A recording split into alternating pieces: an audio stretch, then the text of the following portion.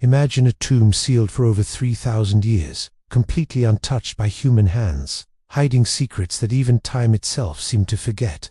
Within its dark, silent walls lay the boy king Tutankhamun, a fragile young ruler whose life was brief, yet whose final resting place would one day captivate the entire world. When archaeologists finally broke the seal, they found a chamber where gold shimmered in the torchlight, protective amulets lay scattered, and every single object told a story of care, fear, and profound devotion.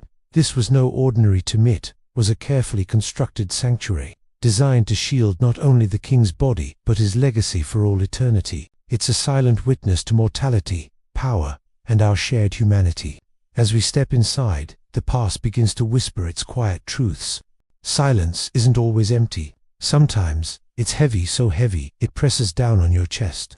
When the first stone was moved in the Valley of the Kings, it wasn't gold that rushed out. It was silence. A silence sealed for more than 3,000 years, waiting patiently for human hands to break its spell. The men who stood there felt it immediately. Something was watching. Not a curse, not a ghost, but a presence shaped by time, care, and an unspoken truth. This was not meant to be found. Tutankhamun's tomb was never designed for the future. It wasn't built to impress historians, tourists, or scholars. It was built for eternity, for a journey beyond death. And yet, here it wasn't touched, intact, perfect in its quiet defiance of time.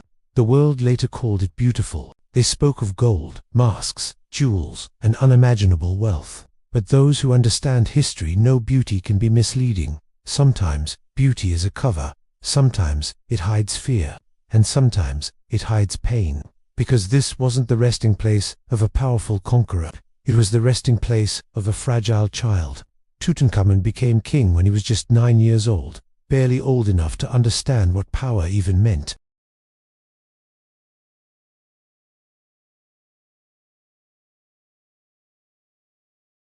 He'd replaced a pantheon of gods with just one god, the Aten.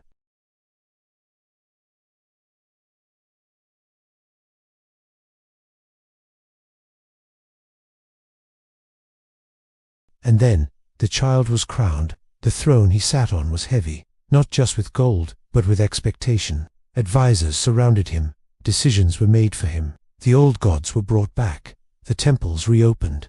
The kingdom was trying to heal itself, and this boy king was the symbol of that restoration. But his body could not endure what his title demanded, and those closest to him knew it. The tomb tells us this story, but only if we listen carefully. Unlike other royal burials, Tutankhamun's tomb is small, almost modest. It lacks the grand corridors and vast chambers of other pharaohs. In fact, it seems to be a tomb originally designed for a nobleman, not a king. This was not a tomb planned over decades of a long reign. This was a tomb prepared in urgency. Something had gone wrong. Inside, objects were packed tightly, almost desperately. Golden chariots were stacked against the walls. Ornate furniture was crammed into corners. Shrines were nested within shrines, layer upon layer, as if protection itself had been piled on in haste. This wasn't the signature of arrogance. This was the signature of anxiety.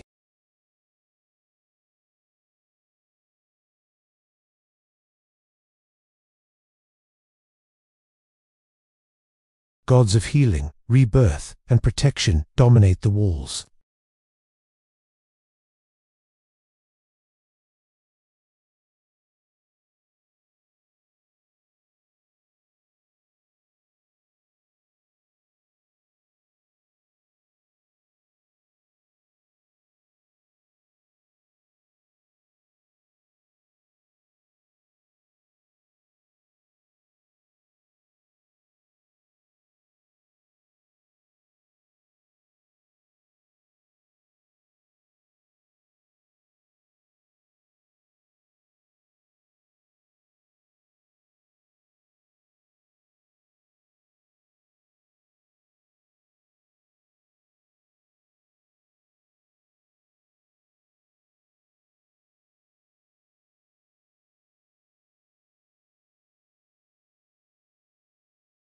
On the walls of temples and the sides of his golden shrines, Tutankhamun is shown as a powerful pharaoh, tall, athletic, divine.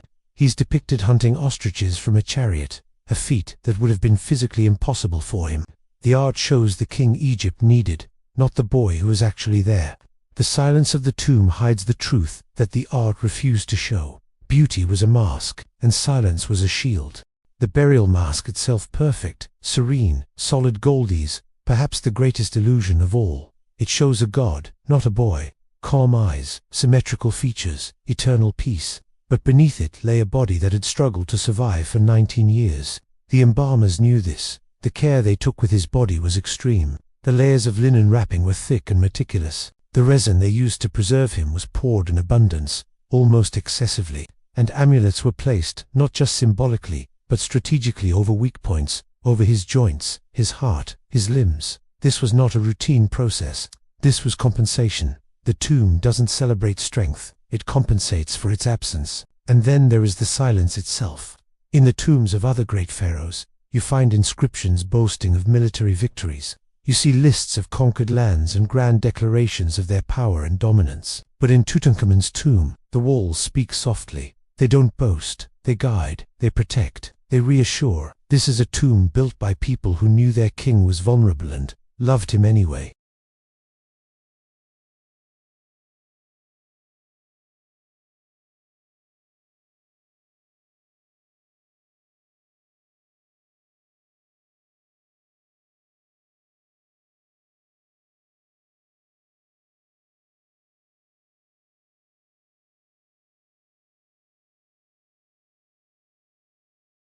Of healers, priests, and caretakers, doing everything they could to preserve a life that was slipping away. Tutankhamun did not rule long enough to change history in his lifetime. But his tomb did, because against all odds, it survived, it waited. And when it finally spoke, it did not shout. It whispered in unspoken truths that beauty can hide suffering, that silence can be full of meaning, and that the most powerful stories are often the quietest ones. The sands protected this secret for thousands of years. And now, we are finally beginning to understand its true message. When we think of a pharaoh's tomb, we imagine grandeur, a monument planned for decades, a testament to absolute power. But Tutankhamun's tomb tells a different story. It's a story whispered, not shouted. A story of haste, fear, and human fragility hidden behind a mask of gold. In ancient Egypt, death was rarely a surprise for a king. Tombs were carved slowly, spells chosen carefully, and chambers expanded as power grew. This tomb, however, feels urgent. When the boy king died unexpectedly, Egypt was not ready. The tomb we know today was almost certainly not meant for him. Evidence suggests it was a smaller tomb, intended for a noble, that was hastily adapted. This wasn't about long-term planning. It was about improvisation under immense pressure. Tutankhamun's death left a dangerous power vacuum. He had no heir. The kingdom was still recovering from the religious chaos started by his father, Akhenaten. Stability was fragile. Every delay in the burial rituals increased the risk of unrest. A pharaoh's burial wasn't just a farewell. It was a political necessity. The king had to become a god, and he had to do it quickly, so that order could be restored and a successor could take the throne. The burial had to work. Inside the tomb, you can almost feel that frantic energy. Objects are stacked tightly together, sometimes awkwardly. Chariots are disassembled and layered on top of each other. Beds are taken apart. Golden shrines are nested within each other so closely, it's as if there was no time to arrange them with proper space. It's organized chaos, everything is there, but it's compressed, packed in with a sense of desperation. Yet, even in this rush, nothing essential for the afterlife was forgotten. There's food, weapons for protection, games for comfort, and countless amulets for healing, oils, perfumes, linens. Everything the king might need on his journey to the other side was included. It feels less like a display of wealth and more like a checklist filled out by someone terrified of leaving anything out. That fear speaks volumes. The ancient Egyptians believed the afterlife mirrored this life. Any weakness or imperfection in the body could become an eternal problem. There were no second chances. So, they overcompensated. Protective symbols are repeated again and again. Spells are layered. They didn't trust a single charm to do the job. They trusted redundancy. The silence of the tomb isn't emptiness, it's extreme caution. One of the most telling details is the mummy itself. Tutankhamun's body was wrapped tightly, almost aggressively. So much black resin was poured over the linen wrappings that it hardened into a solid mass, fusing the mummy to the golden coffin. When archaeologists tried to remove the body, it literally cracked under the pressure. This wasn't standard procedure. The embalmers weren't being careless. They were being desperate. Resin was believed to protect and strengthen. If the king's body was fragile in life, they would make it rigid in death. If he was vulnerable, they would encase him in an unbreakable shell. The serene gold mask hides a story of frantic preservation.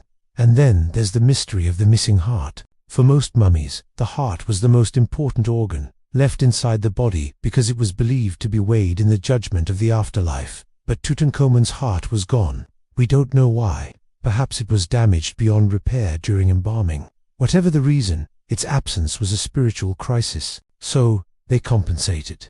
A special scarab amulet was placed over the chest, inscribed with a spell to speak for the heart. Magic was used to fill the gap where biology failed. Again, they were problem-solving on the fly, covering a potentially fatal mistake with ritual and reverence. The walls of the burial chamber reinforced this sense of urgency. The paintings are simple, almost rushed. The colors are bold, but the figures are stiff and lack the intricate details seen in other royal tombs. The scenes don't depict great battles or glorious triumphs. They focus entirely on the king's journey into the afterlife, guidance, protection, and acceptance by the gods. It's as if the tomb itself understood that Tutankhamun's real legacy wouldn't be written in his short life, but in his death. Outside the tomb, the world of politics moved on without pause. The elderly vizier, quickly became pharaoh, even marrying Tutankhamun's young widow. The powerful general, Horemheb, watched from the sidelines, biding his time. Everyone in the royal court understood that Tutankhamun's burial had to appear flawless to legitimize the new order. The tomb wasn't just for the dead king. It was a political statement for the living.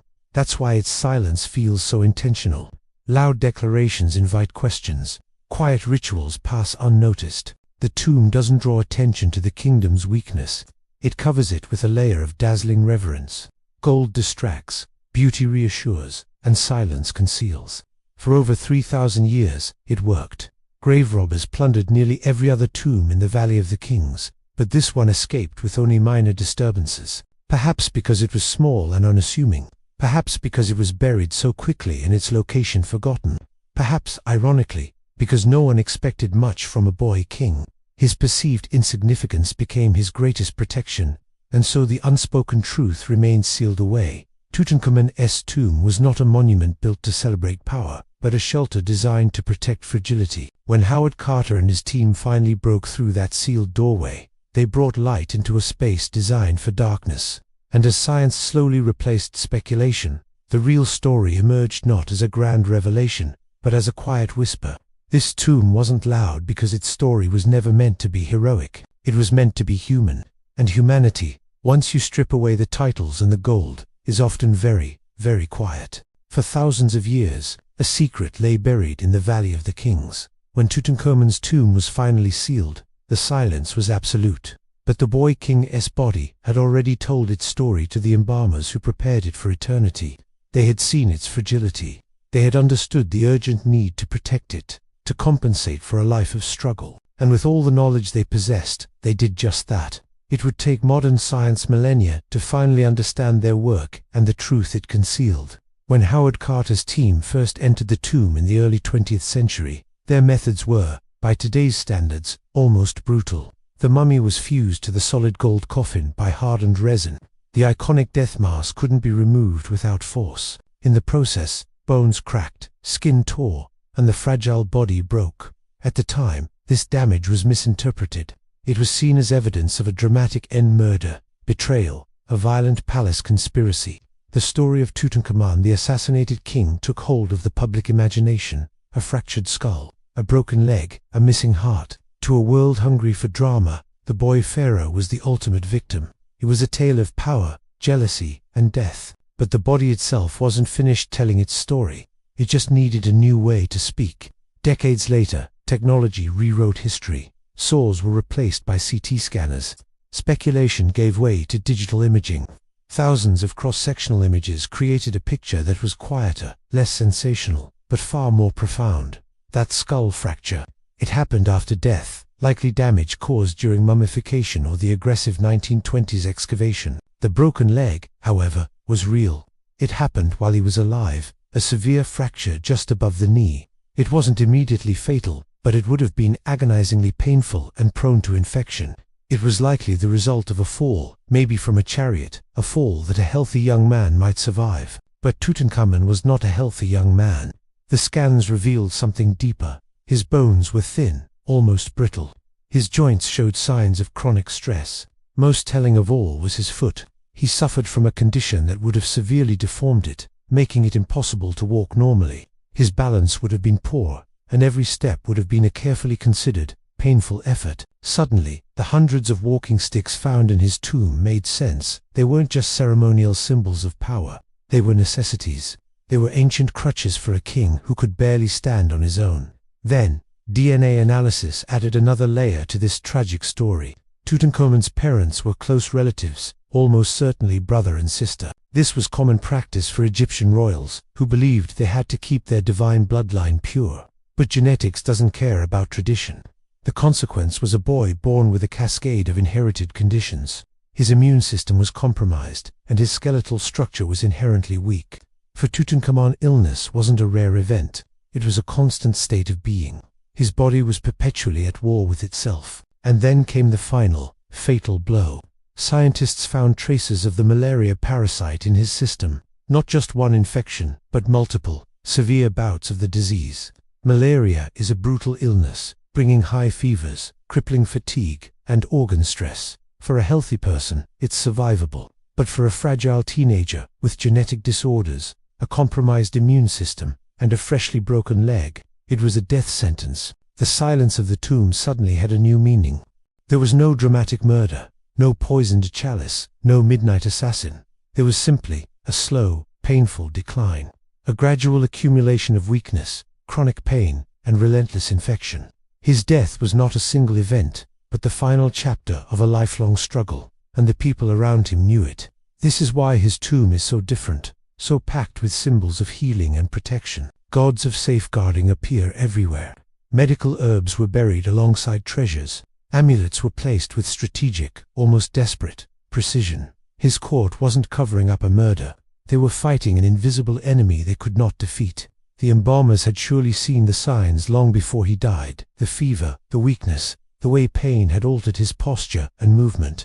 The entire burial was not a celebration of a mighty pharaoh. It was a desperate attempt to safeguard his soul for the next life, to give him in death the strength he never had in life. The unspoken truth is not that Tutankhamun was killed, but that he managed to live as long as he did. He ruled for nearly a decade, a pharaoh who presided over ceremonies while enduring constant pain, who appeared in public despite crushing exhaustion. Every image we see of him as a strong, powerful ruler was an act of sheer willpower, supported by those around him. In ancient Egypt, the pharaoh's physical perfection was a cornerstone of cosmic order. To admit weakness was to invite chaos into the kingdom.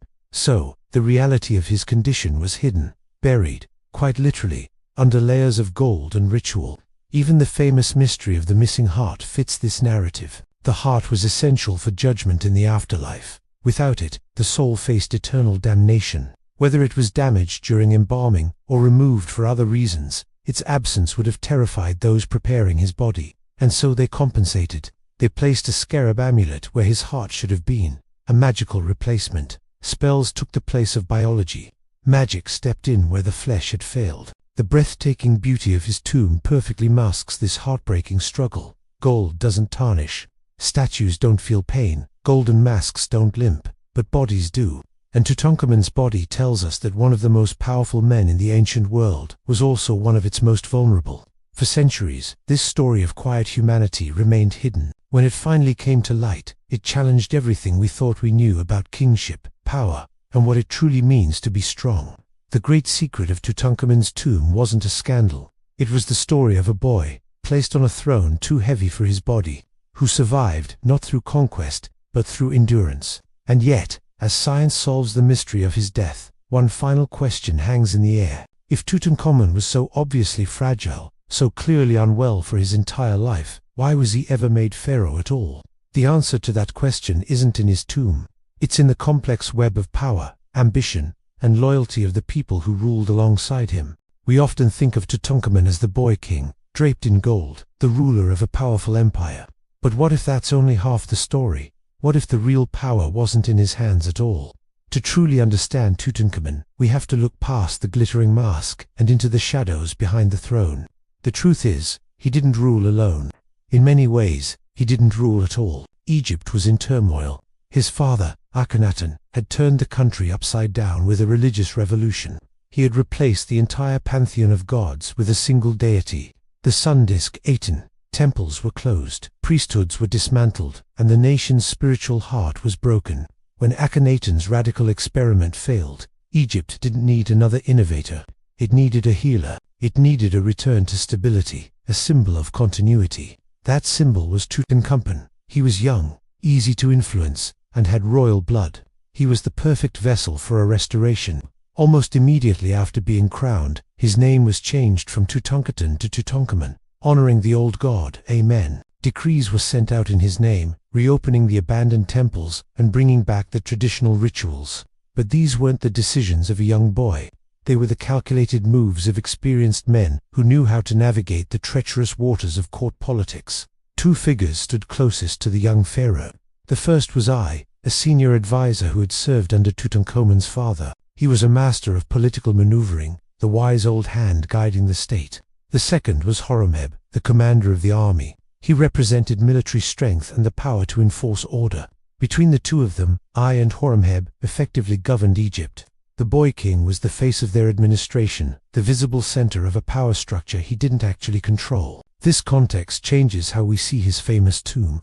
The incredible burial wasn't just about honoring a king. It reflected a life shaped by others. The sheer number of ritual objects, the endless guides to the afterlife, all suggest a life of constant instruction. The repeated symbols feel like reinforcement, a constant reminder of his role.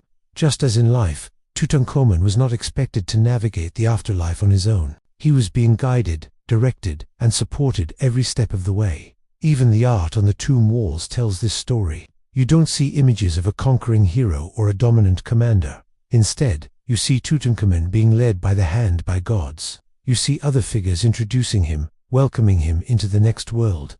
This is the imagery of dependence, not of power. This dependence carried over into the political reality of his reign. His sudden death, at around age 19, threw the court into a crisis. There was no heir, leaving the throne dangerously exposed. But the men behind him were prepared. Moved swiftly. He married Tutankhamun's young widow, Ankhesenamun, a move that legitimized his own claim to the throne. And just like that, became the new pharaoh. Horemheb, the general, played the long game, waiting his turn and eventually seizing power after A's death. The boy king's passing wasn't a tragedy that was exploited. It was a political event that was managed. His tomb had to support that smooth transition of power. This is why there's such a profound silence within its walls. There are no accusations, no messy explanations of his death, no hint of controversy. The burial neatly closes the chapter on his reign, allowing the next one to begin without any disruption. In this sense, the tomb is a masterpiece of political propaganda. Its stunning beauty is a distraction. Its deep silence is reassuring. Its perfection implies a seamless continuity of rule. But beneath all that golden artistry lies a truth that couldn't be spoken aloud back then. Tutankhamun was never meant to be an independent ruler. His purpose was to be the face of stability, while others quietly rebuilt the nation from the chaos left by his father. And in that, he succeeded. Despite his youth, despite his likely illnesses and physical ailments, his reign marked the complete restoration of Egypt's traditional identity. The temples reopened, the priests returned to their duties, and the old gods were welcomed back. The cultural damage of his father's reign was carefully undone. This was his true legacy, not conquest, but correction. Not glorious victories, but the quiet preservation of order.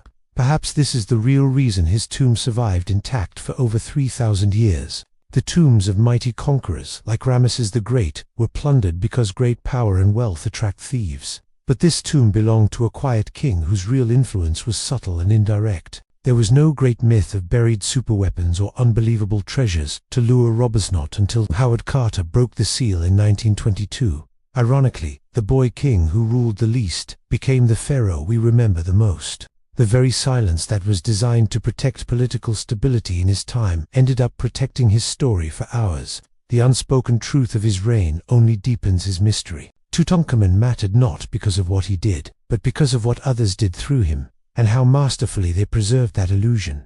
This doesn't make him a lesser figure. It makes him more human. He was a child caught in the currents of history, shaped by forces far larger than himself. He did what was asked of him, surviving as long as he could, in a world that demanded so much. The immense care taken with his life and his burial doesn't suggest he was just a puppet. It suggests a sense of responsibility from those around him. The men who guided him, like Ai and Horemheb, understood his limitations. They planned accordingly. His tomb isn't evidence of neglect. It's evidence of meticulous management. The objects inside were chosen with incredible awareness. There are games and cherished personal items placed right alongside the grand royal regalia. There is layer upon layer of magical and physical protection. It's a tomb wrapped in silence. And that silence feels like adults protecting a child from a world that was simply too heavy for him to carry alone. And that silence held for thousands of years, until a flicker of light finally entered the chamber, and the whole world began to listen. If the walls of Tutankhamun's tomb speak in symbols, then its objects speak in whispers. They tell a story not of conquest or ambition, but of comfort, preparation, and a deep-seated fear managed through incredible care. Every single item placed inside was chosen with intention. Nothing here is random. Nothing is merely decorative. Among the most revealing objects are the everyday ones. We find beds, stools, and chairs, some reinforced, some altered. This furniture wasn't just for ceremony. It was built for use. These were not display pieces, where marks show they were part of Tutankhamun's life, not just crafted for his death. The artisans knew the body they were designing for. They adjusted proportions. They strengthened joints. They created support where weakness existed. This wasn't about luxury. It was about accommodation. Then there are the shoes, tiny sandals, some never worn, others visibly used. The soles show uneven pressure, and the straps are adjusted asymmetrically. This tells us that walking wasn't effortless for the young king. Balance wasn't guaranteed. Simple movement required conscious attention, and so they planned for it. The walking sticks appear again and again. Over 100 of them were found in the tomb. They come in different heights, with different grips. Some are ceremonial, yes, intricately carved and gilded, but many are purely practical. They are smooth where his hands would have rested, and worn down where his weight would have leaned. A king doesn't need this many symbols, but a body does. Games were placed nearby, board games like Senet, with dice and pieces carefully stored in their boxes. These were not royal necessities. They were human comforts, a way to find distraction, to maintain a sense of routine, to have something familiar on an unfamiliar journey into the afterlife. Food offerings were prepared meticulously. Jars were sealed, containing bread, wine, and oils. Not extravagant feasts for a god, but balanced selections. This was sustenance, not indulgence. Just enough to survive the transition to the next world. Even the chariots reveal a hidden truth. They are incredibly lightweight, not built for the rigors of war. They were designed more for processions than for combat, built for stability rather than speed. They were for a ruler who was meant to be seen, not tested in battle.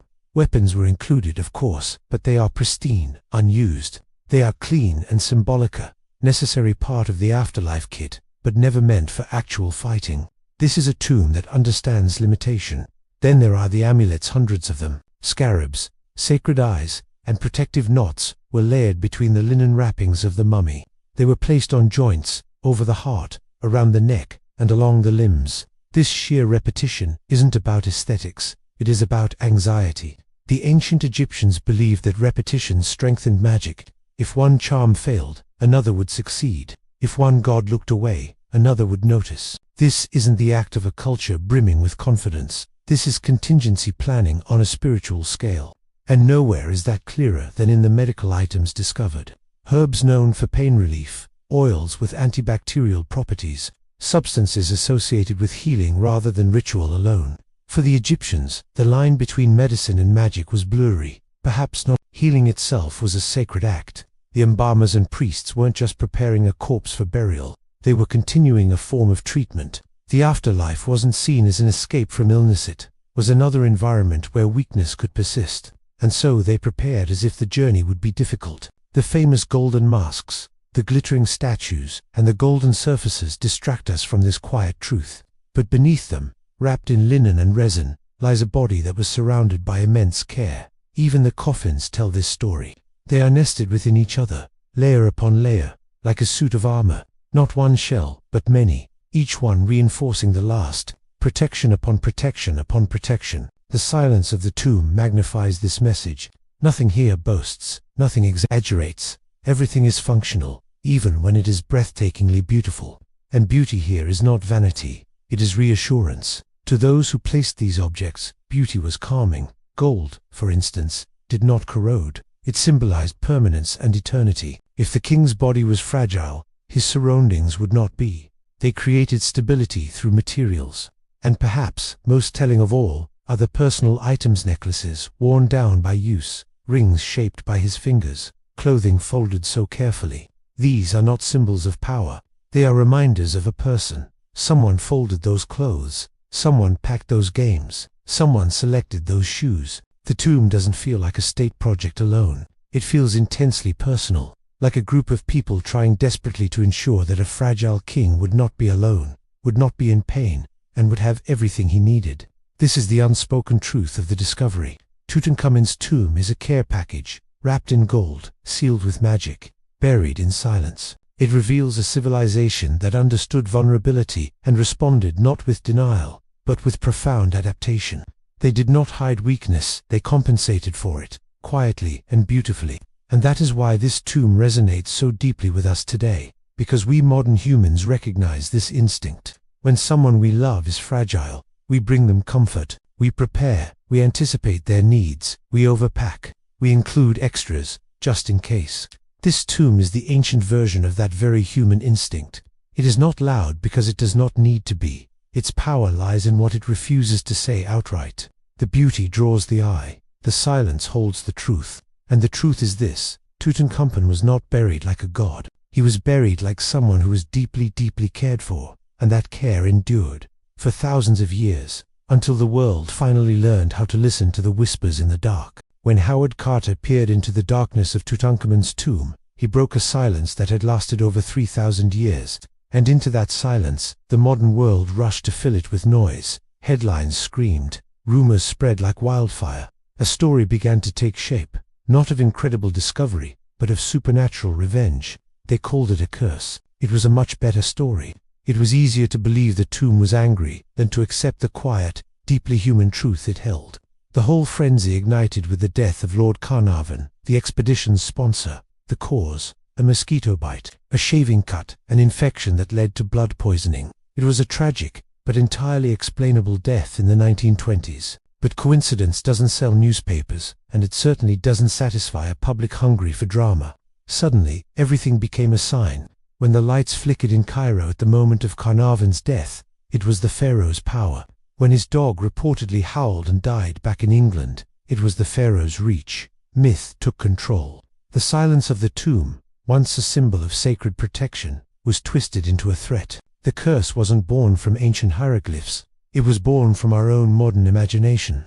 If you actually look inside the tomb, at the texts inscribed on the walls and sarcophagi, you find something remarkable. There are no warnings of death to intruders, no threats carved into the stone, no promises of vengeance from beyond the grave. What you do find are protective spells, but these spells were never meant to punish the living. They were designed to guard the soul of the dead king on his journey through the afterlife, to ensure his rebirth. It was protection, not aggression. We mistook a shield for a sword. This misunderstanding says a lot about us.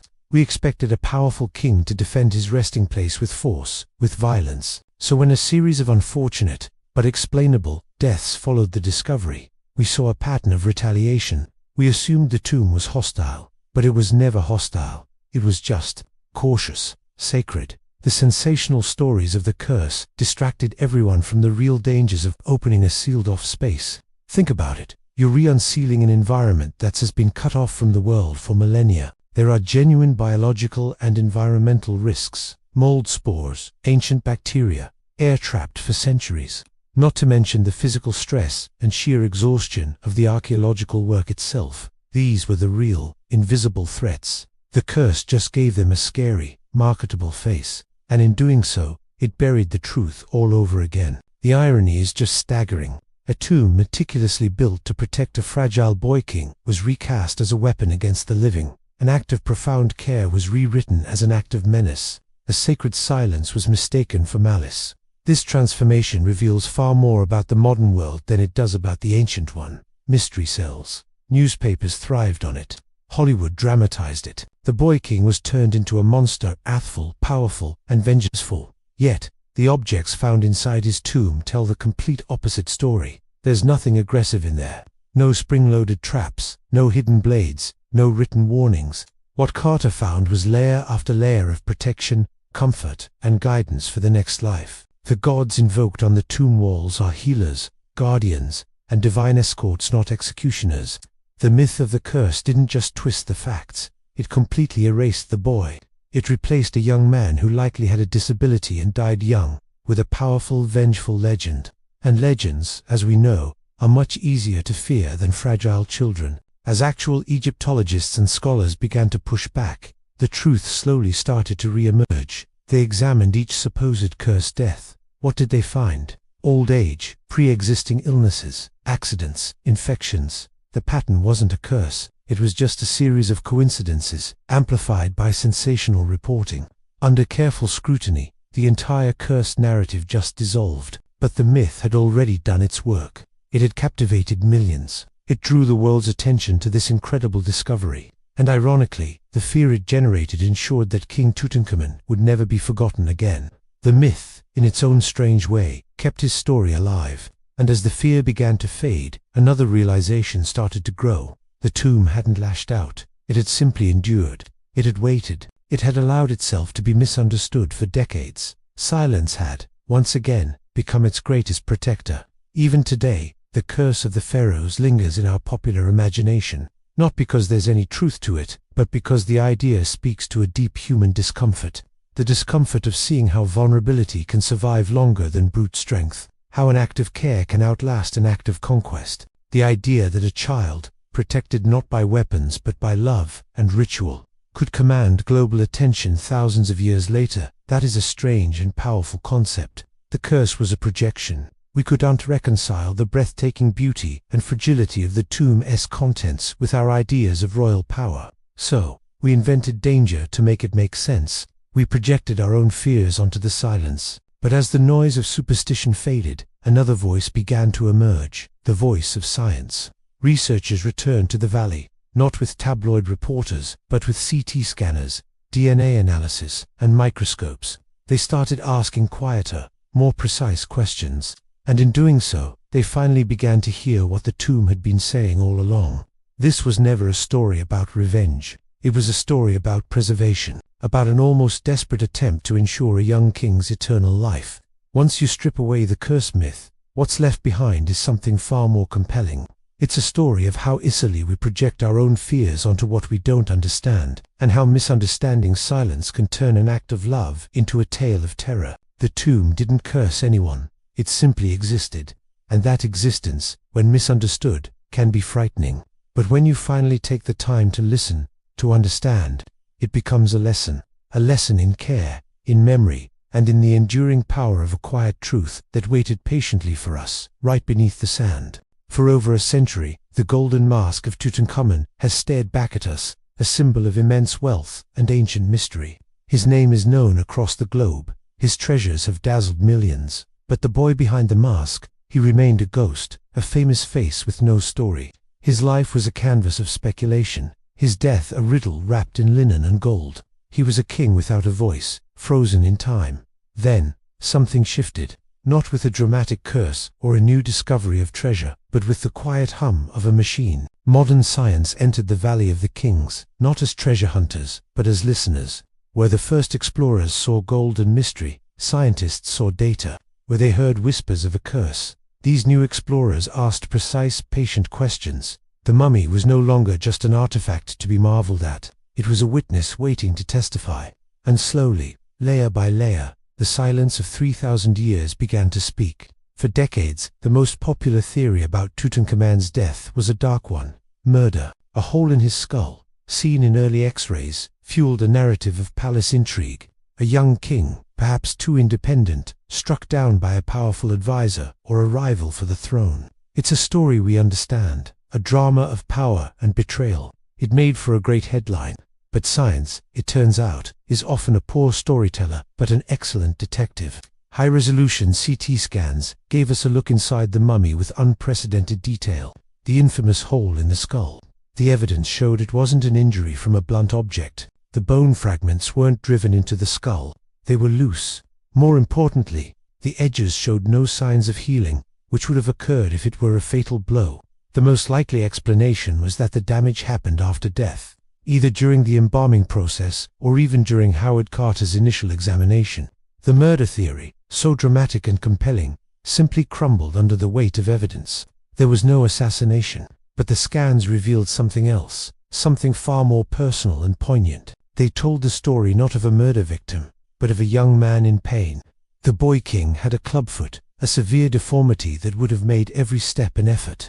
His bones were brittle, a condition known as Kohler's disease, likely affecting his feet. Suddenly, another discovery from the tomb clicked into place. Over 130 walking sticks and canes were found buried with him. For years, they were dismissed as ceremonial symbols of power. But the science told a different story. He didn't just own them, he needed them. This wasn't the image of a mighty pharaoh leading his armies from a golden chariot, a depiction we see on some of his tomb's artifacts. This was a king who likely limped, who relied on a cane to cross a room, who carried the weight of a divine crown on a fragile, aching body. The silence of the tomb was no longer about a dark secret. It felt like a quiet testament to his daily struggle. The investigation went deeper, to the very building blocks of his life, his DNA. The results were both shocking and tragic. Tutankhamun's parents were not just royalty, they were siblings. His father was the pharaoh Akhenaten, and his mother was one of Akhenaten's sisters. This practice of incest, meant to preserve the purity of the royal bloodline, came at a devastating biological cost.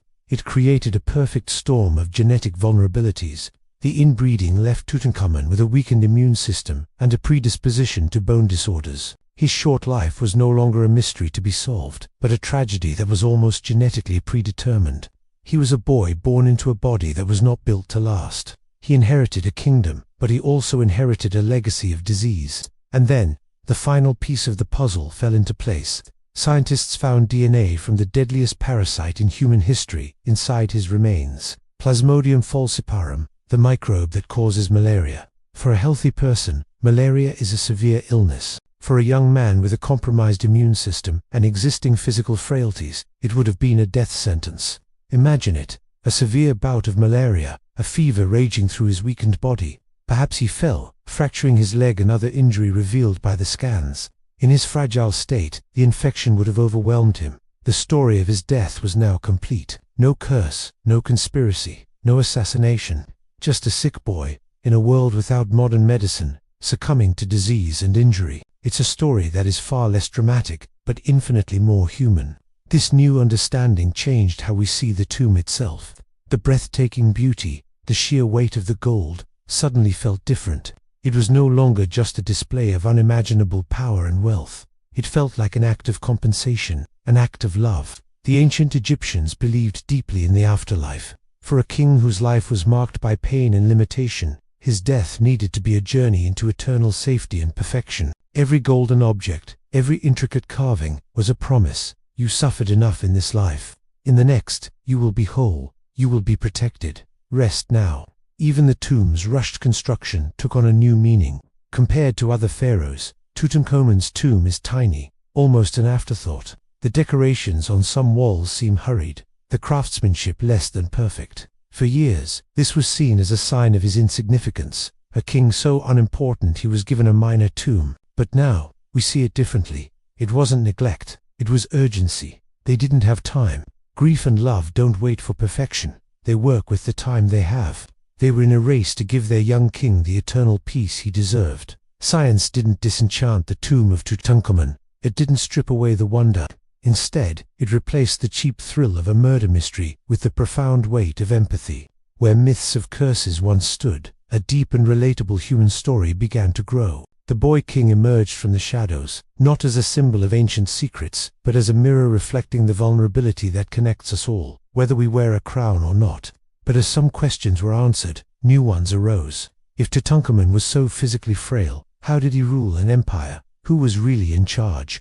The tomb offers clues, but no loud proclamations. We see the names and images of his powerful advisors, the general Horemheb and the vizier Ai, who would both later become pharaohs themselves. It's likely they guided the young king, shaping the politics of Egypt while he reigned as the divine figurehead. This doesn't diminish him. In fact, it makes him more real. History loves to celebrate rulers who dominate, who conquer and command. It often forgets those whose greatest battle was simply to endure. Tutankhamun endured. He endured pain, he endured disability, and he carried the immense responsibility of his role for a decade. And as science has shown us, endurance leaves behind a story just as powerful as conquest. Ultimately, the reason this tomb survived intact for 3 millennia wasn't because of a supernatural curse. It was because it was small, overlooked, and forgotten. The grandest pharaohs had their tombs plundered, but the humble tomb of the boy king, tucked away and quickly covered by the debris of later construction, held its secrets tight. The smallest tomb in the valley held the loudest, most personal story of them all. Technology didn't break the silence of the tomb, it translated it, and the message, once we finally learned how to listen, was not one of horror or mystery, it was one of profound humanity. A fragile king, a loving and urgent burial, and a civilization that believed care and remembrance could truly outlast time. After thousands of years of being an icon, Tutankhamun finally has his voice back, and it's a voice that speaks not of power, but of the enduring, quiet strength of the human spirit. When Tutankhamun's tomb was sealed, silence wasn't just an absence, it was a defense. The stone walls, the packed sand, the narrow corridor, they weren't just barriers against thieves, they were buffers against time itself. The ancient Egyptians believed decay came from exposure. To preserve the soul, the body had to remain unseen, untouched, and unheard. For more than 3,000 years, that belief worked. Then, the modern world arrived, not with torches, but with footsteps. Thousands of them. Cameras, breath, heat, curiosity. At first it seemed harmless. What danger could admiration possibly pose? People stood in quiet lines, whispering in awe, staring through glass at a boy who once ruled a river kingdom. Museums across the world glowed with gold taken from his resting place. His image became universal, his name eternal. But the silence was breaking again slowly, invisibly. Scientists began to notice changes. The tomb's walls darkened. Faint stains appeared on the ancient plaster. Humidity rose with every single visitor. Each breath carried moisture. Each body raised the temperature by a fraction of a degree. Time, which had been halted for millennia, began to move again. The irony was sharp. The tomb survived untouched by looters, floods, wars, and entire empires, only to be endangered by love. Preservation experts now faced a question history had never asked before. How do you protect something from admiration? Closing the tomb entirely would save it, but it would also erase the human connection that gives history its meaning. Leaving it open, however, would slowly destroy the very thing people came to see. There was no perfect answer. Climate control systems were installed. Visitor numbers were limited. Sensors watched the walls like silent guardians. But even these solutions felt temporary. The tomb had been built for eternity, not for foot traffic. Each day, the silence grew thinner. The museums posed another dilemma. Tutankhamun's treasures were removed to protect them, but in doing so, the tomb was emptied of its voice. Gold that once surrounded the king now sat under bright lights, miles away, labeled and catalogued. Safe, yes, but displaced. Was the tomb still complete without them? Or had preservation become a new kind of loss? The question echoed through the world of archaeology. Is survival enough, if the meaning is scattered? Some argued that history belongs to everyone, that sharing the artifacts honors the king by keeping his story alive. Others believed the separation broke the spell, that objects meant to guide a soul through eternity were never meant for display cases. The tomb, as always, offered no opinion. It just endured. Then another quiet threat emerged, one less visible than humidity or crowds: familiarity. Tutankhamun became popular, too popular. His iconic image appeared on souvenirs, documentaries, cartoons, and advertisements. The profound mystery softened into a brand. Repetition started to dull the reverence. Silence simply cannot survive saturation. When something is everywhere, it stops being sacred. And still, people came. Not always to understand, but to witness. To stand where history stood still. To feel close to something ancient, even for a brief moment. This longing wasn't shallow. It was profoundly human. We seek out places that remind us we are temporary. We search for proof that something can outlast us. Tutankhamun's tomb offered that proof quietly. Conservationists now work with a new philosophy: controlled silence. Not total closure and not total exposure, but a delicate balance between breath and stillness. Some areas are now permanently restricted. Others are recreated digitally. Incredible replicas allow people to experience the space without harming the original. It's not a perfect solution, but it is a respectful one. The goal is no longer discovery, it is survival. And in this effort, the tomb teaches a final lesson. History does not need noise to remain relevant, it needs care. The loudest mistakes were made in moments of excitement. The greatest preservation happens in restraint. Perhaps that is the unspoken truth of Tutankhamun's legacy. It's not the gold, it's not the curse, it's not even the mystery. It's the reminder that beauty lasts longest when it is approached softly. The tomb was never meant to impress the living, it was meant to protect the dead. And now, thousands of years later, the living must learn how to protect the tomb, not by conquering it with light and footsteps, but by restoring, as much as possible, the silence it was born in. Why does Tutankhamun still matter? The fascinating answer is that he was never meant to be remembered. In his own time, he was a minor king, ruling for just a decade in the shadow of powerful advisors. His name wasn't carved across grand monuments or celebrated in epic victories. When he died, Egypt mourned a young pharaoh, but had never expected the entire world to one day speak his name endlessly. And yet, here we are, centuries later, still captivated. What gives his tomb such incredible power isn't his greatness, but his vulnerability. Tutankhamun represents something deeply, universally human, a life interrupted before it could truly define itself. His story feels modern, familiar, and fragile. When we look inside the tomb, we see evidence of haste. Objects were repurposed from other burials, inscriptions were altered, and sacred rituals that should have taken months were compressed into mere days. The burial was careful, yes, but it was also rushed. It seems Egypt was scrambling to protect a king who was not prepared for death. This tension, this push and pull between perfection and urgency, reveals a profound truth about civilization itself. Even the most advanced societies have to improvise when they're confronted with loss. Tutankhamun's tomb isn't just a treasure chest, it's a historical record of people doing their absolute best under immense pressure.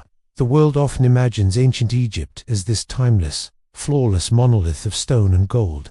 But inside this small, cramped burial chamber, we see something else entirely. We see uncertainty, fear, and adaptation. And most powerfully, we see love. Think about it. Someone carefully chose specific amulets to protect his fragile limbs. Someone else wrapped the linen bandages just a little bit tighter where his bones were weak. And someone placed over 100 walking sticks beside a body that, we now know, struggled to walk. These were not just symbolic gestures dictated by religious texts. They were personal, intimate acts of care. The tomb preserves the emotional fingerprints of individuals long gone. The priests, the embalmers, the attendancy making decisions in a moment they believed would never be seen by outside eyes again. This is why the tomb feels so intimate, and that intimacy creates a sense of responsibility in us. Modern science has revealed so much about the boy king, his genetic illnesses, the physical trauma he endured, a possible leg infection that may have led to his death. But science can't measure grief. It can't quantify devotion. It cannot fully explain why so much incredible care was given to a boy whose reign was, by all accounts, unremarkable. Only empathy can bridge that gap. Tutankhamun's importance isn't rooted in his power, but in the care he received.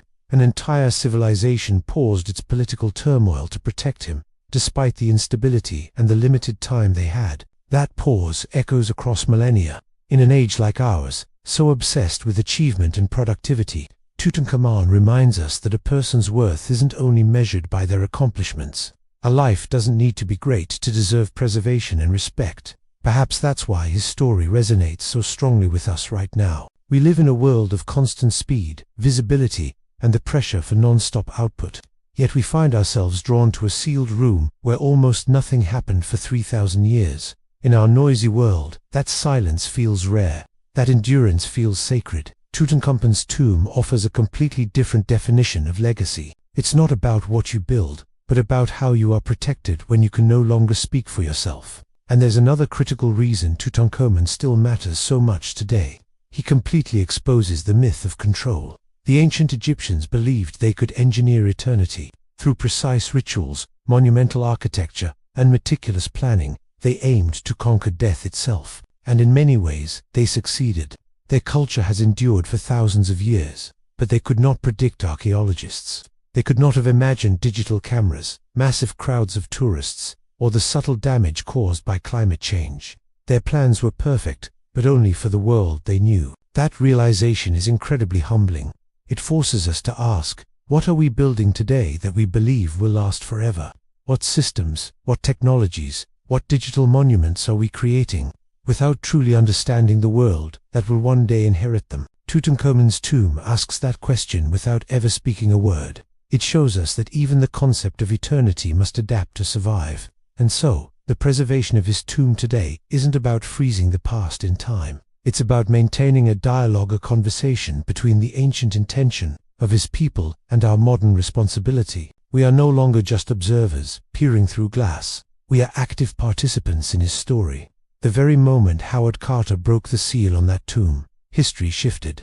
The dead became dependent on the living, and the living inherited a profound duty they never asked for, a duty to protect without exploiting, to study without erasing, and to remember without overwhelming. Tutankhamun doesn't demand answers from us, he simply waits. And maybe that is why, after all the gold, all the myths, and all the science, his tomb still feels unfinished, not because something is missing from it, but because the story continues. It continues with us.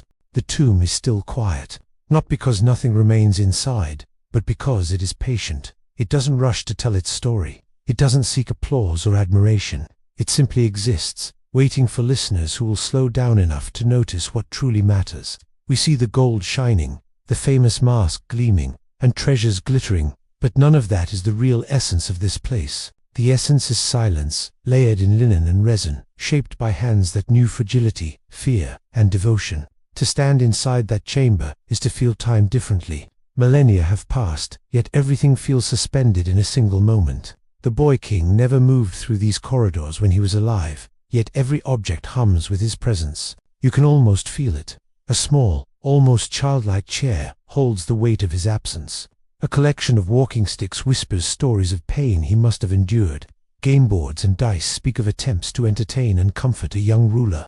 This tomb isn't a monument to power. It's intimate, personal, human. In its perfection, we see imperfection. In its grandeur, we see vulnerability.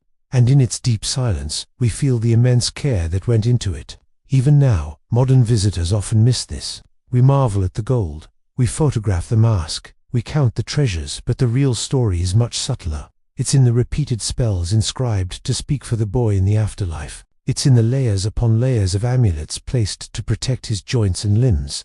It's in the extra walking sticks, the healing oils, the unassuming jars of food, all chosen to ease his transition to the next world. Nothing here was about impressing anyone. Everything was about survival, continuity, and protection. The tomb is a testament to patience, to foresight, to the understanding that some things require careful tending, not conquest. The ancient Egyptians knew the boy king's body was fragile. They knew his reign was short, his life uncertain. Yet they built, packed, layered, and arranged everything with unwavering attention. Their devotion went beyond politics, ambition, or glory. They were caring for a child who couldn't fight for himself, and in doing so, they created a story that still moves us to our core today. And there's another truth here, quiet but profound. Mortality is universal. Power does not shield us. Gold cannot protect us. Titles cannot heal our weaknesses. Tutankhamun was a pharaoh, divine in title, but he was completely mortal in body. His illnesses, his injuries, and his early death remind us that no matter how high we rise, the fragility of life is something none of us can escape. The tomb preserves not only his death but also our own shared vulnerability. It teaches us humility, patience, and respect for life, for death, and for the things we simply cannot control. The beauty of this tomb is a paradox. It dazzles you, yet it humbles you. It attracts the world's attention, yet it invites you into silence. It is unbelievably grand, yet deeply intimate. Every single object, every layer, every choice speaks of a love expressed through ritual. The boy king's afterlife was crafted with a level of care that exceeds our imagination. With rituals designed to bridge the gap between life and eternity, And when we get a glimpse of it today, we're seeing not just an ancient civilization, but a profound understanding of human fragility. The silence of the tomb has survived for thousands of years. It has survived wars, looters, myths, and global fame. It survived because it was subtle, because it was layered, because its true purpose was protection, not spectacle. Now, as we study it with modern science, as we marvel at its treasures, as we tell stories about curses and mysteries, we become part of its ongoing life. The tomb continues to teach, to reveal, and to remind. And finally, there is a lesson in this for all of us, the listeners, the viewers, the inheritors of this incredible history. Tutankhamun's tomb is so much more than artifacts, more than gold, more than a boy king. It is a record of care, resilience, and respect. It is a reminder that even when a life is short and fragile, love, attention, and human ingenuity can create something that outlasts centuries. It shows us that beauty can shelter truth, that silence can carry immense meaning, that our shared mortality can inspire awe. We came to this story seeking treasure and mystery. We leave with a deeper understanding. We leave with a sense of humility. We leave with the quiet horror of a life cut short. Yes, but also with a quiet wonder, hidden for millennia in a small tomb beneath the sands, waiting for the world to finally listen. The boy king sleeps, and yet, through the care of those who buried him, through the patience of time, through the curiosity of generations, he still speaks, not in words, not in noise, but in silence. And that silence, so carefully preserved, is louder than any crown. Thank you for watching. If this story moved you, consider subscribing for more journeys into the quiet corners of history. We'll see you next time.